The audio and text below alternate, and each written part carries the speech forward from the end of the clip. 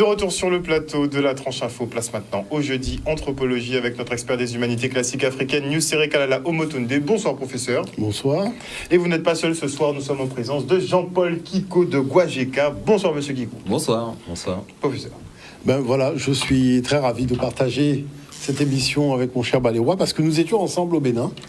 Donc on a pu partager nos temps forts, aussi bien la conférence que j'ai fait à l'université, il était présent, que des moments de temps forts de Guajeka, avec la grande tournée qu'il a fait au Bénin.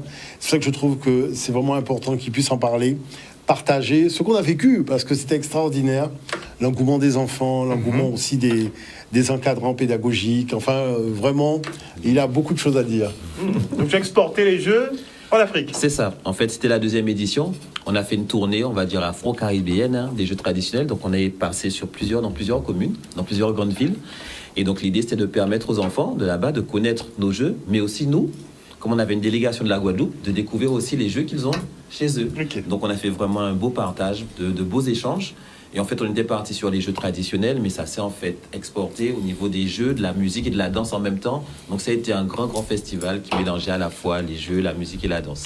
Beaucoup de similitudes dans nos cultures Beaucoup, et en même temps, c'est différent parce que c'est notre état d'esprit, c'est notre vécu, c'est encore autre chose. Donc là, nous, on est vraiment sur les jouets. Eux, ils seront vraiment plus sur une approche par rapport à l'environnement, par rapport à ce qu'ils vivent. Par exemple, on a des jeux aquatiques où les enfants qui ne savent peut-être même pas marcher, mais qui savent déjà nager, ont des jeux aussi autour de l'eau. Donc c'est vraiment un autre état d'esprit, un autre monde, un autre univers, mais en même temps, le monde des jeux se comprend un peu partout. Eux, c'est plus l'imaginaire que l'objet on va dire ça, pas que, c'est notre façon d'appréhender l'objet. Vraiment une autre façon. Par exemple, nous, on va venir avec nos cerfs-volants, avec du papier, tout ça. Bien, eux, ils vont récupérer ce qu'ils ont sous la main, et puis rapidement, ils vont mettre en place un cerf-volant. Donc, c'est notre créativité, c'est notre approche des jeux, et puis aussi beaucoup de danse, beaucoup de chants autour des jeux. Donc, c'est vraiment ce qui spécifie un peu, en fait, les jeux de là-bas. Et puis aussi, je sais pas, moi, ils ont des arcs. On n'a pas d'arc, nous. Par exemple, nous, on a nos toupies. Qu'on lance. Moi, je faisais des arcs, j'allais prendre ma petite broche de bambou. Mais oui. Ça ne pas beaucoup. Mais ça tirait pas loin, mais... Là où nous, on va faire, par exemple, des toupies en bois, ils vont faire des toupies avec des escargots, avec les écales d'escargots. Donc, c'est encore une autre approche, vous voyez. Là où nous, on va utiliser du bois, ils vont utiliser vraiment les éléments de la nature pour faire autrement les jeux. Donc, c'est une autre approche des jeux aussi. Et c'est ce qui est intéressant pour nous, c'est de voir comment, par exemple, je sais pas, on fait le saut à la corde. Donc, nous, on va prendre une corde, on va sauter, et avec un filet de pêche, ils accrochent ça à notre poteau, et ils font leur corde. Donc, vous voyez, c'est vraiment une autre manière d'appréhender les jeux. Et c'est ce qui est magnifique, c'est qu'on voit vraiment que les jeux, on joue partout, mais après, on est obligé de s'adapter à son environnement proche. Et c'est ce qui fait la magie des jeux, là, par exemple. Mais là, par exemple, on est à Soava, c'est la cité lacustre, justement, où il y a beaucoup de choses qui se passent au niveau de l'eau. Et là, les enfants, donc, toute une journée, toute une matinée, ils ont d'abord découvert nos jeux. Et après, on a pu participer aussi aux jeux de pirogue. Là, il y a le tir à la corde. On voit tous les enfants qui sont en train de participer aux jeux. Donc, il y a les jeux caribéens et les jeux du Bénin. Donc, voilà, on a fait l'effort d'apporter les petits cabois, par exemple. Voilà, ils ont vraiment apprécié. Là, on est, par exemple, à Pobet. On est à Pobet, c'est assez loin de Cotonou. Mais là aussi, c'est intéressant parce qu'il y avait une ONG qui, justement, font un grand travail sur les jeux traditionnels, sur les jeux en général. Et ils partent du principe que les jeux permettent, justement, aux enfants de densifier, justement, les qualités neuronales qui font que les enfants sont plus à l'aise avec leur corps, sont plus à l'aise avec leur environnement. Là, par exemple, on est à Poumasset, et là, on voit que les femmes, même les mamans, là, c'était assez sympathique parce qu'on a fait une animation autour d'un lac. Toute une soirée autour d'un lac. Donc, il y avait les jeux de devinettes, les jeux de mots et tout ça, etc. Et aussi les jeux de chez eux. Donc, on a beaucoup, vraiment, nous bien beau canter veillot. C'était assez sympathique de voir comment nos jeux s'allient avec leurs jeux. Et aussi, alors là, par exemple, cette image, je l'ai mise parce que souvent, spontanément, les enfants jouent beaucoup avec les jeux de roues, comme ça, les jeux de billes, cristal, quand je vois l'eau cristal, d'accord, okay. Et puis aussi les roulettes, tout ce qui roule, on va dire, voilà. Là, on a fait une petite compétition avec les pneus. Et c'était aussi intéressant de voir comment on était chez la famille Dja, là. Vous voyez, avec les Dja au Bénin, à Ouida. Et là aussi, c'est un bel accueil parce qu'on était vraiment dans l'environnement, on était en pleine nature. Donc là encore, on vivait les choses autrement.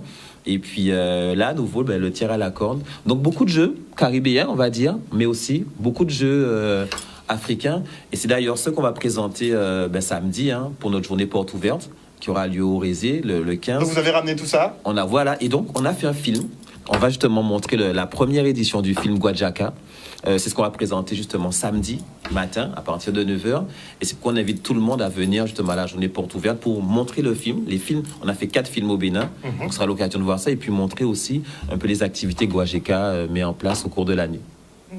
Des activités qui se démocratisent de plus en plus. Hein. De plus en plus, oui, notamment avec la jouet-thérapie. Là, on a mis en place la jouet-thérapie junior-senior. Donc, on s'occupe des enfants, des seniors autour de la santé à partir des jeux traditionnels. Et puis, d'autres projets encore. Prochain voyage au Bénin, prochain boucantage aussi avec la Caraïbe. On a vraiment beaucoup de projets en route, là, et c'est ce qu'on veut présenter un peu au grand public. Toi, tu veux faire un lien permanent avec le Bénin, toi? Avec l'Afrique, parce qu'on n'a pas fait que le Bénin. On est passé aussi au Togo et on est passé aussi au Nigeria juste à côté. Elle a vraiment fait toute la tournée avec vous? Ah d'accord. On a fait aussi le Togo et le Nigeria. Et c'était bien parce qu'on avait une masterclass avec les copains du Togo. Là, ils ont pu voir comment on appréhende les jeux chez nous ici, mais comment ils peuvent utiliser aussi la pratique des jeux dans leur environnement général. Donc là aussi, belle approche Nigeria, Togo, Bénin. Ok, belle quand même. Non, je dirais que c'était impressionnant dans la mesure où les enfants ont une espèce de pêche. D'ailleurs, je te disais ça à un moment, les enfants ont une pêche extraordinaire quand on lance l'activité jeu, mais c'est impressionnant. Parce qu'ils adorent ça. Et c'est vrai que, de l'autre côté, la multiplicité des jeux développe énormément tous les systèmes intellectuels, vivacité, adresse, au niveau des enfants, c'est quelque chose qu'il faut véritablement introduire en milieu scolaire. Vous disiez justement que les enfants utilisaient beaucoup leurs mains, ils devaient être beaucoup touchés. Voilà, totalement. Beaucoup toucher, beaucoup saisir, des jeux d'adresse, où il faut contrôler l'énergie qu'on va déployer. C'est quelque chose d'extraordinaire. Moi, je pense que c'est là où on se rapproche vraiment de ce que c'était que l'école en Afrique. C'est-à-dire, le but, c'est pas de former un individu intelligent, c'est de former d'abord un individu épanoui. Et l'épanouissement, ça passe par le jeu, et ça, c'est important. Beaucoup d'activités en plein air, ils font beaucoup d'activités en plein air. Uniquement, carrément, quasiment en plein air. Non, ils sont pas vraiment à l'intérieur. Et ça leur permet justement d'être en connexion avec la nature en permanence, et aussi avec tout ce qu'ils vont mettre en place, tout ce qu'ils vont utiliser, tout ce qu'ils vont créer, tout ce qu'ils vont produire. Donc c'est vraiment encore une autre approche du monde des jeux là-bas. Et puis les enfants ont des facultés d'absorption véritablement de ce qu'on leur apporte. C'est-à-dire ils vont écouter une musique ensemble chez nous, boum, ils ont déjà intégré ça dans leur musique. C'est ça qui est très beau. C'est-à-dire il y a un échége, un va-et-vient qui est extraordinaire. Et ça c'est... Beaucoup de danse. On nous a à chaque fois accueillis avec beaucoup de danse. Là, on était justement au bord du lac. C'était assez sympa. Et on voit que leur danse, c'est aussi de la danse, mais aussi du maquillage. C'est un tout. C'est vraiment tout un univers. Et chaque fois qu'on passait quelque part, il y avait toujours un accueil en chantant et en dansant. Ça nous a beaucoup marqué parce que c'est spontané, c'est naturel chez eux. C'est comme ça que l'accueil se passe. Donc c'est une célébration, on accueille des invités, c'est une célébration. Exactement. Là, on est avec un groupe qui s'appelle Pépite Art. Et c'est un groupe d'enfants, de jeunes qui font vraiment une tournée magnifique. Ils chantent, ils jouent, ils dansent, sont très, très, très polyvalents. Et j'en espère justement pouvoir les faire venir en Guadeloupe un jour parce que ce qu'ils font, c'est vraiment magnifique. On voit justement sur les réseaux sociaux qu'il y a ce genre de petits groupes de danseurs qui émergent. Ils font beaucoup de vues, des millions de vues. Tout à fait. C'est-à-dire que là où c'est extraordinaire ce qu'ils font, c'est-à-dire que c'est une chorégraphie de tambouiller. Voilà. C'est-à-dire on s'échange les tambours, on tourne autour du tambour, c'est vraiment impressionnant. Et boum, ça te donne un petit coup de cassave au passage. Et ça, c'est le médicament, et puis boum, ça repart dans son état traditionnel. Non, c'est vraiment fabuleux. Hein. Mais en termes, eux, ils n'ont pas vraiment de problème en termes de transmission dans ce cas-là. C'est-à-dire qu'il y a une vivacité qui crée l'envie de découvrir. Une fois qu'ils ont compris la règle du jeu, ça y est, tout le monde est parti. À partir de là, si on dit c'est terminé, tout le monde est prêt pour continuer jusqu'au lendemain. Mais c'est bien parce que déjà, les régions ne se ressemblent pas. C'est-à-dire quand on est dans telle ville, on va dans une autre ville, on voit une autre culture, un autre patrimoine. C'est beau, c'est-à-dire c'est fabuleux, hein, franchement. Et puis, il y a aussi beaucoup de relais au niveau des collectivités territoriales qui sont là pour vous aider à faire en sorte que la journée se déroule bien. D'accord. C'est-à-dire tout le monde participe. Ah non, là par contre, c'est tout le monde qui vient vers vous, qui dit qu'est-ce qu'on peut faire pour aider. Nous aussi, on veut que vous soyez présents dans notre ville. Voilà comment on peut faire ce qu'on vous propose. Et puis quand on arrive, il y a de très belles surprises. Il y a de très très belles surprises et ça c'est fabuleux. En tout cas, moi je dirais que c'est quelque chose que vraiment Guajeka doit conserver. Ce contact avec le continent parce que ça nous rapporte ici beaucoup. Ça permet d'avoir un champ beaucoup plus large de ce qu'offrent finalement les jeux jouets traditionnels. Aussi bien, donc il y a les enfants, mais il y a les adultes aussi. Et puis dans le partage culturel, c'est quelque chose de très beau. Vraiment. Oui, non, c'est pour ça que justement, je ne sais pas si on aura le temps de voir le petit extrait de film qu'on va passer justement samedi, où justement l'idée c'est que on s'est rendu compte que la délégation qui est venue avec nous, on était à peu près une vingtaine. Donc ils ont fait deux choses à la fois, où ils ont participé au festival, mais en même temps ils ont pu découvrir les différentes villes du Bénin. Donc c'était ça en même temps, un séjour culturel et en même temps un séjour autour du festival. Et là ils étaient vraiment très très très contents. Et donc c'est ce qu'on va partager avec tout le monde d'ici samedi, samedi 15 quoi. Très bien. On verra, on aura le temps de regarder le petit extrait de toute façon dans la soirée. Si tu devais faire un choix entre leurs jeux et nos jeux, lesquels sont mieux, les plus élaborés, les mieux? C'est deux choses différentes. Quand on parle c'est même pas comparable. Non, c'est vraiment deux choses différentes parce que ils jouent pas tout le temps, les enfants. Il faut savoir ça aussi. C'est pas forcément toujours évident de jouer. Ils n'ont pas de jouets forcément en permanence parce que la vie est aussi un petit peu difficile. Donc, ils sont obligés de faire travailler leur créativité davantage pour avoir une situation ludique. Mais en fait, en même temps, c'est même pas vraiment ludique parce qu'à chaque fois, ils sont dans un apprentissage. Quand ils font quelque chose, ils apprennent en même temps, ils construisent. Donc, ils sont vraiment obligés de travailler, de réfléchir pour pouvoir s'épanouir un peu. C'est pas que le jeu pour le jeu. C'est pas que le jeu pour le jeu. Chaque jeu, d'ailleurs, c'est ce qui était bien avec l'ONG, c'est qu'ils partaient du principe que il y a une phrase qu'ils disent qui est assez intéressante. Lorsqu'on joue pendant 1 minute, ça permet d'allonger la vie pendant 1 mois. Pour celui qui joue, mais aussi pour celui qui regarde. Et de cela, ils ont fait vraiment un principe de vie qui permet de faire en sorte que tout le monde puisse avoir un temps d'épanouissement, mais aussi pour allonger sa vie. Donc c'est important, mais ça s'organise. Ça s'organise. C'est pas dans tous les coins de rue forcément qu'on verra tout le monde s'amuser. Par contre, il y a des enfants spontanément aussi. Comme on disait, il y a un peu de tout. Qui ils vont prendre leur roue, ils vont prendre leur bille, ils vont prendre tout ça. Mais nous, c'est notre organisation. Nous, c'est notre gestion. D'accord? Parce que quand on se déplace, on fait des animations, on fait des événements. Eux, c'est beaucoup plus spontané. Donc, quand on vient, on organise le festival Guadjaka, c'est l'occasion pour eux, justement, de mettre à l'honneur leur jeu en même temps, parce qu'ils ne le font pas forcément au quotidien. Et puis, ça leur permet aussi de se rappeler de certaines choses qu'ils avaient presque laissé tomber. Par exemple, à Apobay, à Poumasset, justement, ils nous ont vraiment concocté un super festival de jeux autour des femmes, justement. Parce que souvent, c'est plutôt les garçons ou les hommes qui jouaient. Mais là, ils ont mis à l'honneur comment les femmes jouaient avec les danses, les différents types de jeux, qui faisaient les différentes rondes qu'elles faisaient et tout. Et là, en même temps, ils m'ont dit, mais merci, Balewa, parce qu'en fait, on avait déjà un peu mis ça de côté. Mais du fait que vous reveniez pour nous parler de ça, pour mettre ça en avant, mais ça nous oblige à aller fouiller encore, demander à nos grands-mères, mais qu'est-ce qu'on faisait aussi et tout. Et là, ils nous ont vraiment présenté de belles choses. Autant on a perdu quelques petits savoirs ancestraux, autant peut-être eux aussi ça s'érode un peu avec le temps. C'est-à-dire qu'il y a la dynamique de la vie d'adulte et les contraintes économiques du pays. Pas plus le temps de se divertir. Voilà, qui font que les choses sont un peu particulières, mais l'envie de jouer, elle existe aussi au niveau des adultes. C'est-à-dire dès qu'on met en place, moi j'ai vu, dès qu'il met en place le système de jeu, les adultes jouent aussi. Il y a aucun problème, ils sont avec les enfants, ils réexpliquent les règles et ils jouent. Et ça, c'est quelque chose de beau, c'est fabuleux. Parce que dans notre système, c'est plutôt, effectivement, il y a les problèmes d'adultes, donc on n'est pas sur ça, et on laisse les enfants, il y a vraiment une scission entre les adultes et les enfants. Par contre, je pense que pour nous, on s'est un peu perdu en chemin. On a perdu notre âme dans cette affaire-là. Parce que moi, quand j'étais gamin, c'était des adultes qui faisaient des cerfs-volants, qui faisaient tout ça, les compagnies. C'était des adultes. Et il y avait un phénomène de régulation. Donc dans la relation du parent, de l'enfant, veiller à ce que l'enfant soit obéissant, punir entre guillemets l'enfant qui est désobéissant, qui est borderline par rapport à la société. C'était ça en fait aussi, ces occasions de régler la mire par rapport aux jeunes générations. Maintenant que les adultes sont partis dans d'autres distractions, voilà, donc les enfants sont finalement voués à eux-mêmes. Ils sont seuls sur des écrans. Voilà, et donc il n'y a plus ce phénomène de régulation et de transmission des savoirs des adultes aux jeunes générations. C'est pour ça que sur ce principe-là, l'Afrique, il faut vraiment l'aider à préserver ça. Et je dirais que ça fonctionne énormément. En tout cas, la chose qui est particulière, c'est que moi, pour avoir fait plusieurs pays, c'est vrai que les enfants sont peut-être entre guillemets un peu différent d'un pays à un autre, parce qu'il y a l'activité économique du pays qui fait que, il y a telle orientation, mais dès qu'on laisse l'enfant dans son univers du jeu, alors là, c'est impressionnant. C'est impressionnant. Franchement, c'est impressionnant. Ils créent des jeux, ils créent leurs propres activités, ils se servent de ce qui les entoure effectivement pour pouvoir se divertir.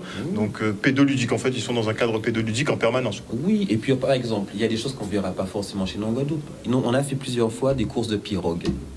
Donc les enfants ont un rapport à l'eau, à la mer et tout. Ah, on parle d'ouverture sur le nautisme, justement, sur la mer. Voilà, mais là, les enfants, spontanément, au quotidien, ils sont dans les pirogues.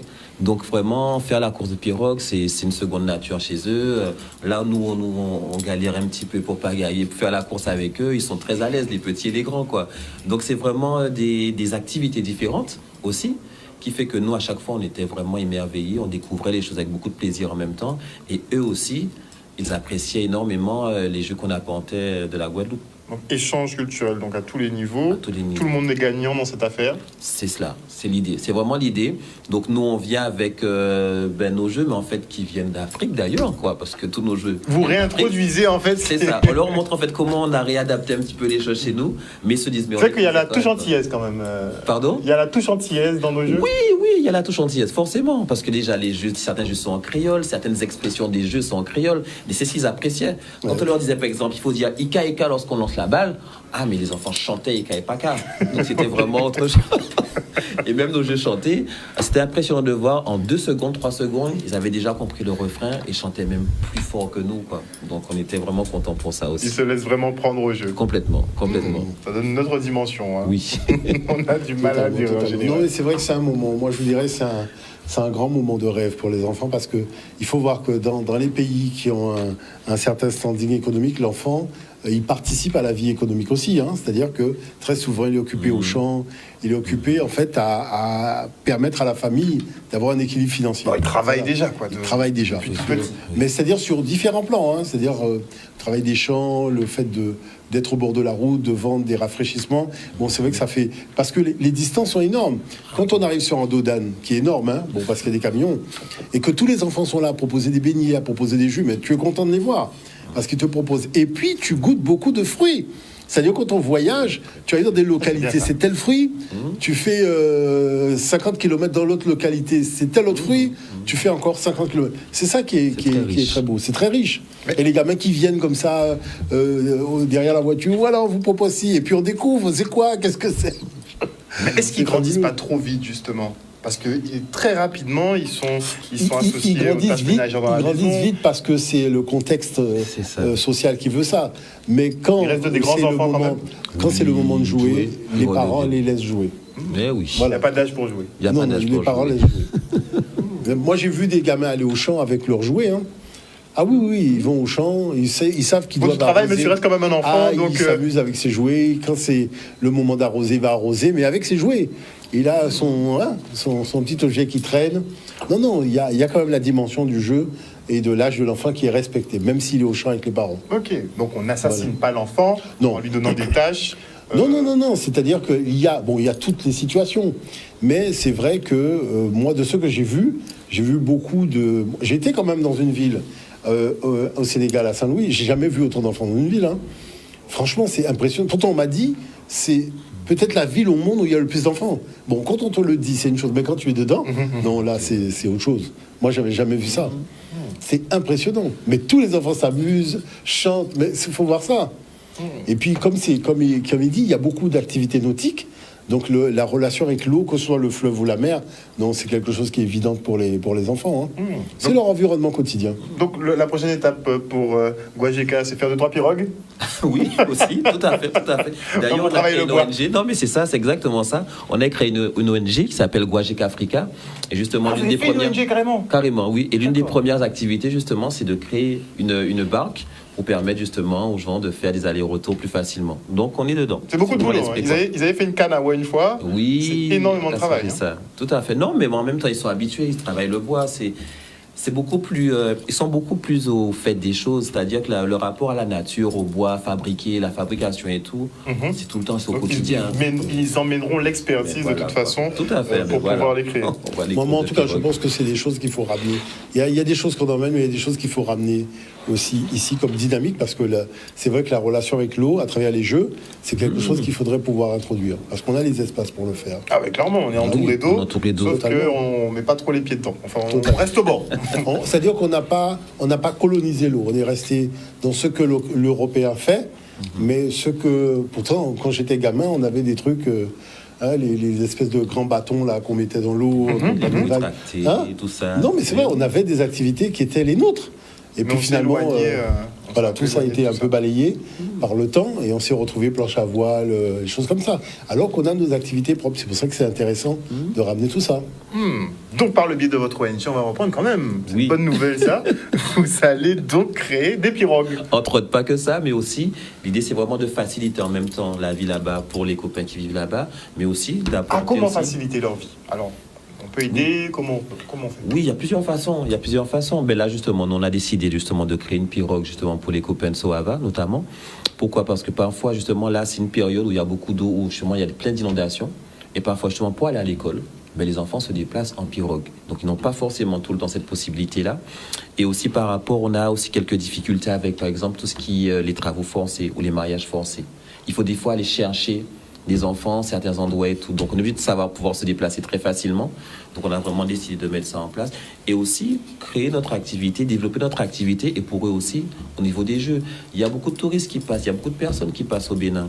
Mais justement, le fait de pouvoir permettre aux enfants de fabriquer leurs jeux, d'apprendre justement à les valoriser et tout, c'est aussi une deuxième façon de pouvoir les aider à être aussi autonomes dans ce qu'ils ont chez eux, en les valorisant davantage, par exemple. Donc, le rôle de l'ONG, prendre de l'expertise, mais aussi effectivement essayer de les aider économiquement. Complètement. C'est toujours un échange gagnant-gagnant, parce que nous, on a beaucoup de choses à apprendre aussi, à réapprendre même parfois, d'accord. Et eux aussi, ils ont des choses qu'on fait spontanément et qu'ils apprécient beaucoup. Donc l'idée, c'est vraiment de toujours créer cet échange-là et de permettre aussi à tous nos copains, c'est un peu aussi notre mission quoi, de la diaspora, de passer sur le continent, de venir sur le continent, de voir comment ça se passe. Parce que souvent, on a des a priori, on imagine, on voit ce qu'on voit à la télé et tout. Mais quand on est sur place, on voit que c'est notre réalité, c'est notre fonctionnement. Et il y a un côté très pragmatique aussi à vivre, à découvrir, qu'on n'a pas ici. Donc c'est vraiment, j'invite vraiment tous les gens qui peuvent de s'embarquer avec nous dans l'aventure et de passer, de venir voir comment ça se passe. Et il y aura des opportunités aussi peut-être d'investissement, parce que c'est bien de développement économique qu'on doit parler. Monsieur Omotunde nous rappelle souvent à l'ordre en disant que bon, l'histoire c'est une bonne chose, il faut la maîtriser, mais qu'il faut quand même arriver à se développer à ce niveau-là, c'est très important. Donc ce serait peut-être en cours. C'est vrai, on m'a contacté dernièrement par exemple, et c'est ça le problème, c'est que comme on n'est pas sur place, on ne sait pas, on ne connaît personne, c'est assez compliqué. Mais on m'a contacté dernièrement et ce sont des jeunes visiblement qui veulent créer une ferme. Et le financement total pour la ferme, ils m'ont dit c'est 1 000 €. C'est vrai ça? Complètement. Donc, pour des tout petits montants, on peut faire des énormes projets. C'est-à-dire que, effectivement, c'est des discussions qu'on a eues quand on était là-bas tous les deux. On se dit, le Guadeloupéen n'est pas suffisamment conquérant. Il faut le rendre conquérant parce qu'il y a des opportunités, il y a des réalités, il y a des possibilités d'association, d'investissement. Les marchés sont énormes. Quand on est à Ouida, c'est une grande ville. J'étais à Porto Novo faire une conférence, c'est immense. C'est-à-dire que le potentiel est là. Maintenant, ce dont ils ont besoin, c'est juste des gens qui vont poser une réalité économique et permettre à cette réalité de s'étoffer. Et tout le monde va aider pour faire en sorte que le pari soit vraiment du gagnant-gagnant. Moi, je vois, il y a des projets de création d'usines. Bon, on peut en parler même à des boulangers ou à la fédération, dire voilà, machin. On voit que ça a du mal à prendre, parce qu'on est un peu du Guadeloupéen nombriliste. Alors que le développement économique, ça se fait avec des relations qu'on a avec des partenaires qui sont des pays à l'étranger. On élabore des partenariats économiques gagnant-gagnant, et c'est comme ça qu'on fait prospérer son pays. Autrement, si vous pensez que l'Europe va financer tout avec ses subventions, je tiens quand même à rappeler que vu la situation dans laquelle ils sont aujourd'hui, je pense qu'ils ne vont pas tarder à aller mendier à l'armée du salut. Parce que la chose est quand même très sérieusement mal engagée. Moi, je pense que toutes les promesses de ponts qu'on va construire et tout ça, pour moi, c'est du vent. Je préfère la géothermie, c'est plus sûr, et l'hydrogène, parce que tout le reste, c'est de la science-fiction. Parce que les gens n'ont aucune idée de ce qui se passe réellement. C'est-à-dire que là, je vois qu'il y a une espèce de paisibilité, enfin un truc un peu mystérieux, c'est vrai. Alors que le monde a explosé. Le monde a explosé. Maintenant, l'Afrique offre des opportunités de marché. Il y a de vraies opportunités de marché, il y a de vraies possibilités de se réaliser. Pour le même effort, le marché est beaucoup plus grand, puisqu'il y a plus d'habitants. il y a plus de potentiel. Et surtout, tout le monde a besoin de nouveautés dans son magasin. Donc dès qu'on arrive avec quelque chose, tout de suite, par exemple, je vois, là quand il parle de réaliser des jeux un peu, aider à faire des choses qui rappellent la culture du Bénin. Mais le Bénin est dedans à 12 milliards de pourcents. Quand vous parlez d'une statue, je ne sais pas si vous vous rendez compte, la statue de l'Amazone au Bénin, mais c'est la taille de la Tour Eiffel. Tu dis, mais attends, mais comment une statue? Mais c'est au-delà du réel. La statue, elle est immense. Je vous dis, pour moi, c'est la taille de la Tour Eiffel. Et il y a beaucoup de statues partout au Bénin. C'est vrai que c'est impressionnant de voir tout ça. Donc, on sent qu'il y a une vraie dynamique qui est donnée à ce pays. Je pense que nous, on a des liens très forts avec le Bénin pour des raisons d'histoire de culture. C'est vrai que le fait d'être allé voir The Woman King, donc qui se déroule dans le palais d'Abomey, le fait d'avoir été dans le palais d'Abomey il n'y a pas très longtemps, donc ça m'a permis de voir voilà ce palais que j'ai vu. Voilà comment ils vivaient à la grande époque. Donc tout ça, je dirais, ça constitue des liens forts. De toute façon, je vais vous dire une chose, durant l'ère des poissons, on a tellement été divisés que durant l'ère du Verseau, il n'y a que l'unité qui peut fonctionner. Parce que je pense que tout ce qu'on pouvait faire en matière de division, on l'a fait à l'ère des poissons. Maintenant, il faut arrêter. Parce qu'il faut bâtir des lendemains nouveaux. Et il faut intégrer les enfants dans le processus de reconstruction. Et ça, les enfants attendent beaucoup, beaucoup de nous. Je peux vous le dire. On peut miser sur eux, beaucoup. Clairement, à différents niveaux. On m'a dit que financer des écoles, par exemple, c'est pas. Ah non, mais c'est-à-dire que coûteux. Non, il y a beaucoup de choses à faire. Moi, c'est plus. Moi, la dynamique dans laquelle je suis, c'est plus réformer le système pédagogique, parce que je pense qu'on fait des Africains créer des écoles, peut-être. C'est-à-dire qu'il y a déjà des structures, vous savez, il y a des bâtiments, il y a des choses immenses qui existent là-bas. Mais la chose, c'est que... pédagogiques, les revoir. Oui, les jeunes sont hors sol. Je dirais tout le travail qu'il fait avec Guajeka, c'est ça qui doit être mis. Vous savez, il faut bien comprendre une chose. Dans la tradition africaine de l'Égypte, les exercices intellectuels, c'était le matin. Toute l'après-midi, ce sont des jeux d'adresse, des jeux d'exercice. C'est que ça, parce que la température il fait chaud. Donc, il y a vraiment rentrer dans l'eau, apprendre à nager, apprendre à aller... Toutes ces activités-là, c'était l'après-midi. Et le matin, c'est tout ce qui est, apprentissage des hiéroglyphes, apprentissage des mathématiques, des choses comme ça, puisque la fraîcheur permet. Mais l'après-midi, c'est ça. Et la chose, le résultat que je vois, c'est que ça permet d'avoir des individus épanouis. Alors, si une société se dit, nous, le but du jeu, c'est d'avoir finalement des enfants intelligents, je tiens quand même à rappeler que les enfants intelligents, des fois, ont de graves problèmes psychologiques. Parce qu'il a des difficultés de rapport avec l'autre, de rapport avec les enfants autour de lui, tandis que le jeu, c'est le rapport avec les enfants autour de toi. Parce que quand tu tires à la corde, il faut avoir une stratégie, il faut s'entraider, il faut poser les pieds, c'est ça. Donc c'est là où le vivre ensemble prend vraiment tout son sens pour les enfants. Et c'est là où l'adulte a beaucoup de choses à transmettre parce que l'enfant, il coopère. Le fait d'être dans le jeu, l'enfant coopère. Et ça, c'est extraordinaire. La pédagogie ludique, c'est la meilleure façon, effectivement. C'est la meilleure façon aux enfants. Parce que ça ne sert à rien de partir d'un point qui n'a pas de réalité endogène sur le plan culturel, alors qu'il y a plein de réalités endogènes qui permettent de faire le même travail pédagogique. Pourquoi on veut extrader le matériau alors qu'on l'a sur place ? Moi, quand j'ai fait la présentation aux responsables pédagogiques, aux recteurs et compagnie, c'était ça. C'était de montrer, mais regardez, la densité et la qualité des matériaux pédagogiques. Vous savez, la chose qui est quand même un peu particulière, c'est que les matériaux pédagogiques du monde noir sont les plus puissants au monde. Je le dis tout le temps. On a 25 milliards de façons de faire une multiplication. On peut faire une multiplication avec des cerceaux. On peut faire des multiplications même avec... Des fois, je prends les enfants, je fais l'exercice de maths avec des enfants. C'est-à-dire qu'au lieu de prendre une feuille de papier, non, on va jouer l'exercice de maths comme une pièce de théâtre. Vous voyez ce que je veux dire par là ? C'est tout ça qui est quand même très, très, très pertinent, très intéressant, très riche. Et je pense que même pour les enseignants, au lieu de rester dans une salle de classe, autant créer des espaces de jeu l'après-midi. Et comme ça, l'enseignant... Vous savez, le jeu, le problème de fond, c'est que le jeu révèle l'intérieur d'un enfant. Et il y a beaucoup de choses que les gens n'ont pas compris. Et qu'il faut commencer à intégrer. Quand une maman fait un enfant, elle n'a fait que le corps de l'enfant, elle n'a pas fait l'esprit. Donc, elle voit que 20% de l'enfant, il y a 80% de l'enfant qui lui échappe. Ces 80%, dans le jeu, elle a la capacité de voir ce qu'elle ne voit pas, ce qui ne vient pas d'elle. Mais elle doit permettre à l'enfant d'harmoniser son corps et son esprit. Le jeu Et même Platon, qui disait beaucoup de bien sur ce qu'il avait vu en termes de programme pédagogique en Égypte, la chose, c'est harmoniser le corps et l'esprit. C'est ça l'enjeu, harmoniser le corps et l'esprit. Et Platon avait dit une chose. Il disait qu'il y a des exercices qui se font en musique. Et l'avantage de l'exercice, c'est que l'enfant est obligé de maîtriser son corps en rythme pour pouvoir. Donc c'est pas comme en Grèce, il disait oh bon, il va faire le mouvement de façon débridée. Non, là il faut du rythme. Donc il y a quand même une écoute et dans la gestuelle, on respecte le rythme. C'est ça qu'il y a de très beau. Je crois que le film de Balewa, on peut le regarder. Justement, le mot de la fin pour Monsieur Guico. Le mot de la fin. Alors justement, j'invite vraiment tout le monde à venir samedi 15 octobre de 9h à 18h. Mais justement, en parlant au niveau de la pédagogie, on va présenter notre nouvelle mallette pédagogique. La nouvelle mallette pour le cycle 1. Et là, justement, on va voir aussi les films de Guajaca. Ah ben justement, ce sera la grande surprise. Il faudra venir. On viendra la présenter bientôt ici.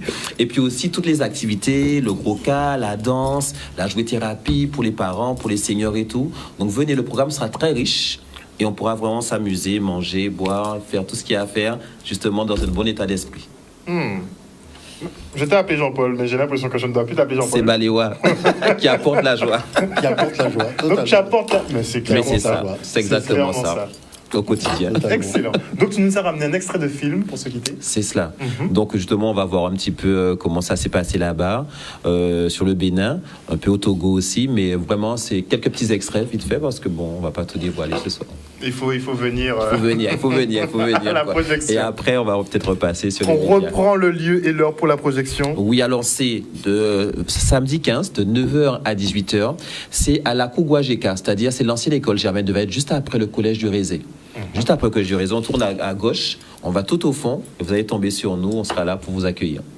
Merci beaucoup, en tout cas pour le travail que tu réalises aux côtés de Kalala. Franchement, c'est exceptionnel tout ce que vous faites et le lien que vous êtes en train de construire. On nous en a entendu parler pendant 10 ans de ce fameux pont anti-Afrique. Là, on est en train de voir qu'il est en construction et franchement, ça fait super plaisir. Et en plus, il y a plein d'opportunités de développement économique. Rapprochez-vous, n'hésitez pas à vous rapprocher de Kalala. Il est beaucoup sur l'histoire pour qu'on comprenne un petit peu les tenants, les aboutissants, mais il est beaucoup aussi sur l'économie.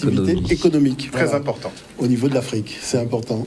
Merci beaucoup. Et on se quitte justement sur les extraits qui nous ont été ramenés par Balewa. C'est ça. À bientôt. On se retrouve jeudi prochain pour un jeudi anthropologie. Bisous tout le monde.